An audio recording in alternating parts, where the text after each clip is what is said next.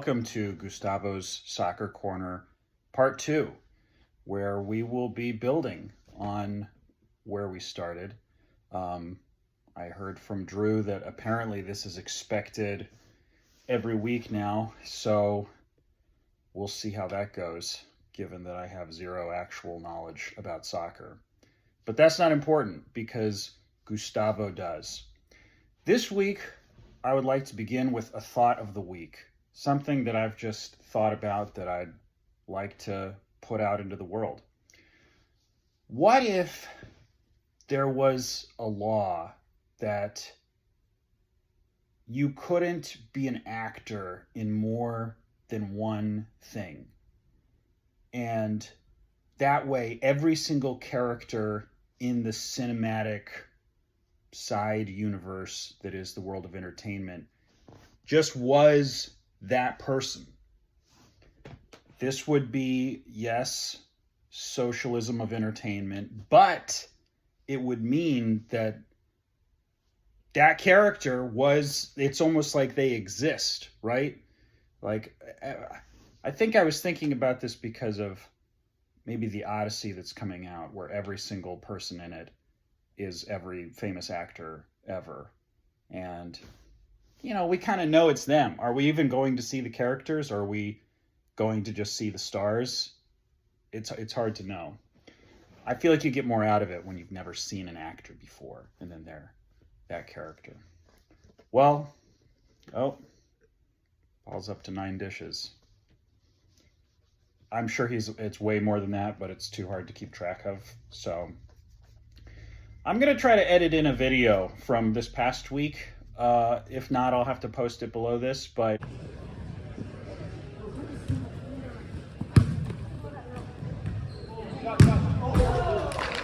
it's just a little bit of update on last week because, I feel like we went through a defensive structure last week, or just kind of a general awareness, and it's really hard to, just implement something one time, because it's like your mind might know it, but then your body has certain instincts. But there's an interesting clip where it's a really quick sequence. Nathan on the other team has the ball at the top of the key, and then he feeds it to Michelle, who Brian may or may not have a crush on. It's hard to know. And then she one-touches it to Galvin, who's in the corner. Woody's playing a little bit off. He's playing in the box. I think he likes to play in the box. It gives him like a wide sweeping zone. But Galvin is open. And then what happens is Nathan had passed it off, right? And then it gets one-touched into the corner. But then he's just lurking there. He acts like he's doing nothing. And Dylan is right by him. And then he's just real sneaky. He swoops in front of Dylan because he wants to have the right angle, and then charges towards the top of the box. Galvin feeds it to him, and he's got a wide open shot. And he misses because he's terrible, but it should have been a goal. And it's how a lot of the goals happened last week. And it's important to keep the awareness of, like, if someone passes off the ball, they are getting ready to do something sneaky. So you have to stay with them. The same thing happened on another goal. Someone passed it into the corner, and someone was there already. I was in this area, and I bit into sliding into the corner of the box. I was going to try to just corner them, and hopefully we would steal the ball. But before I knew it, they had passed it to the top of the box and Paul was right there. And I was here, and I had to quickly try to step in front of him, but it was too late. He had the shot, and he banged it in for a goal right in front of me, which was horrifying from my perspective. This week, I want to talk mostly about what happens when Jacob does recover the ball, and this kind of has to do with our overall structure of our formation, where it's like if we generally have a defender here and a defender here, and hopefully a defender up here. Now, as you know, we were playing with one person who is going to be kind of hovering up there. Sometimes when we need defensive help, our other forwards like drop back and help out a little bit if there's a big possession on the side. What happens is, then like if you're just looking at the field in thirds, sometimes we have like 5 people down here.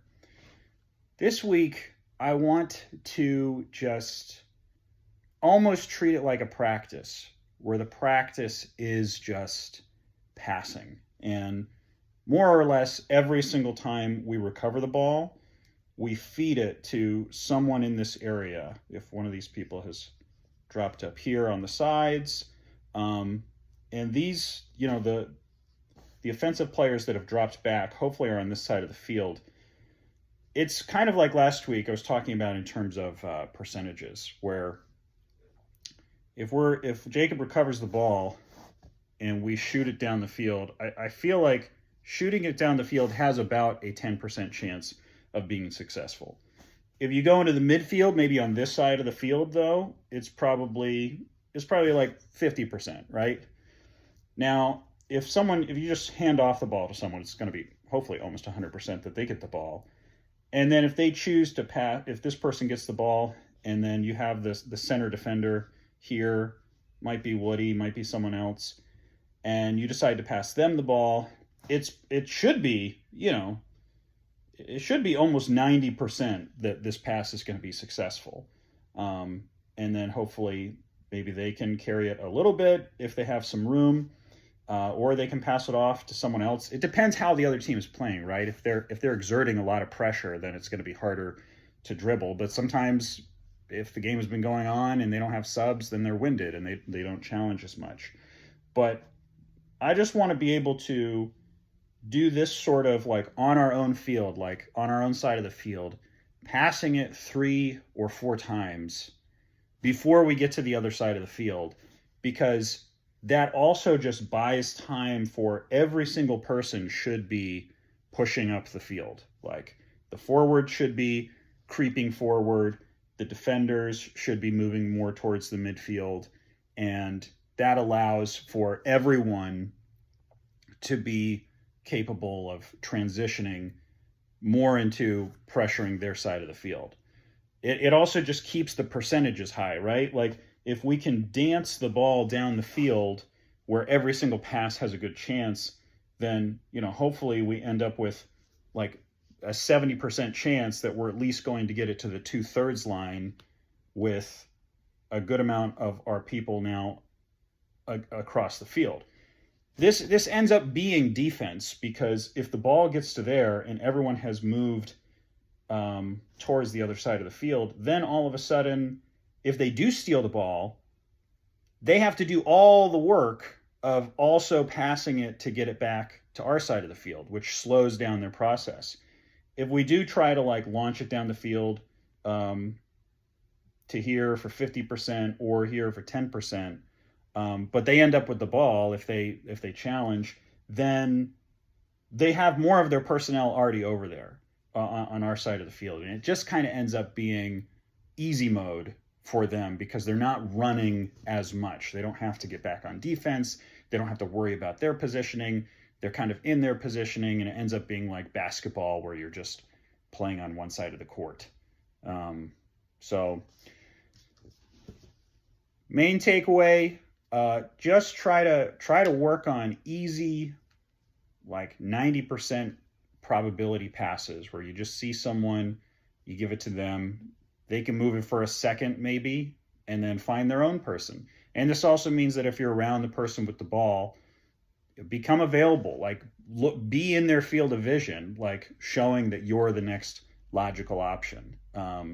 That's just, I feel like other teams do that quite a bit, where they are kind of moving around the ball carrier to show like, hey, I'm your easy out for if you get challenged. These videos are going to kind of go long, aren't they?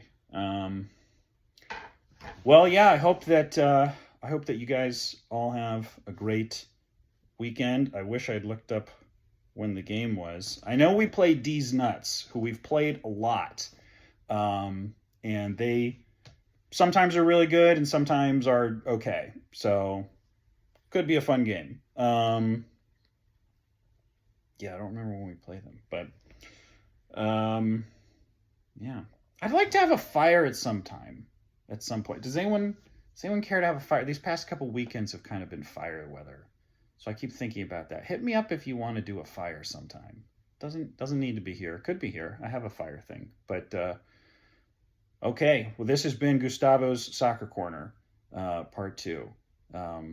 Signing off and have a great weekend.